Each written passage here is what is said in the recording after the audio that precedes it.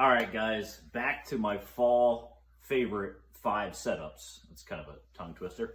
I'm going to choose the next rod and reel combo based on obviously my best fall baits that I use. And the one that I'm going to choose, I'm sure a lot of you guys are choosing the same bait just for the simple fact of, man, it flat out catches fish when that water temp starts to drop. So jumping right into it, it's going to be a chatterbait setup. I know a lot of you guys probably have a chatterbait rod in mind you've been using for years. A chatterbait rod honestly has probably been one of the biggest debates in probably the last 5 years because it's a lot of personal preference, I believe, when it comes to a chatterbait rod.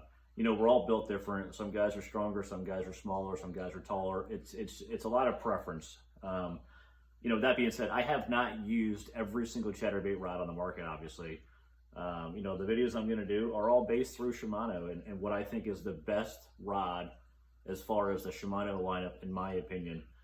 And once I went to this rod a couple years ago, I have not looked back at all as far as changing rods. So for me, it's been the 7'2" Poison Adrena. It's the heavy, actually, believe it or not. I used to throw a medium heavy, and I used to lose some fish as far as the other rods that I tried. And for some reason on this rod going to the 7'2" heavy, it just seems to hook them a lot better for me. This rod right here is basically listed as a fast action rod.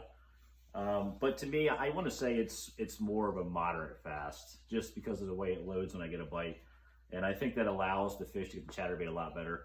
A lot of times you'll throw chatterbait on fluorocarbon, but a lot of times you'll throw it on braid too. And the problem with a chatterbait a lot, I feel like, is a chatterbait's got a giant hook on it, a 4 or a 5/0, depending on which one you're throwing.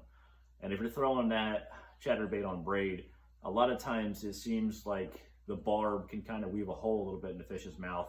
And I think that's where a lot of the fish losses come from. This rod seems to help with that. I'm not going to tell you that I haven't lost fish in this rod because I have, but my percentage on catching them is really, really high. I bet you it's probably like 92, 93% or somewhere in that realm. I mean, it's up there really high as far as landing percentages go. So this rod has the CI4 reel seat, which is carbon fiber.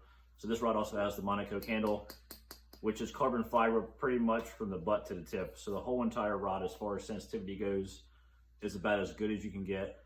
Throwing a chatterbait a lot too, if you get one blade of grass in a chatterbait, you're probably not gonna get a bite on it. There's been a lot of times I've thrown this thing out there on 15 or 20 pound fluorocarbon.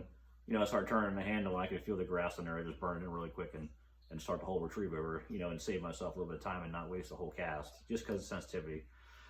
Now, reel-wise, this reel is going to probably be in a few of my videos for the other baits and combos too, because I think this reel right here is probably the biggest sleeper in the whole entire Shimano bait casting lineup, basically. It's the Curado 70. I think for chucking and winding, I do not think there is a better reel. If you're throwing a chatterbait all day, you want something that's going to be really comfortable in your hand. The Curado 70 is a very, very low profile reel. It fits right in my hand like it's nothing. It's perfect. It's still got plenty of line capacity at a 70 size spool. Just a perfect reel to me. So if you guys are, looking for a chatterbait swim jig combination, in my opinion, all the stuff that I've used over the years as far as the Shimano lineup goes, to me, it's the best. So as always, guys, all this stuff is available at Susquehanna Fishing Tackle or on the web at sfttackle.com.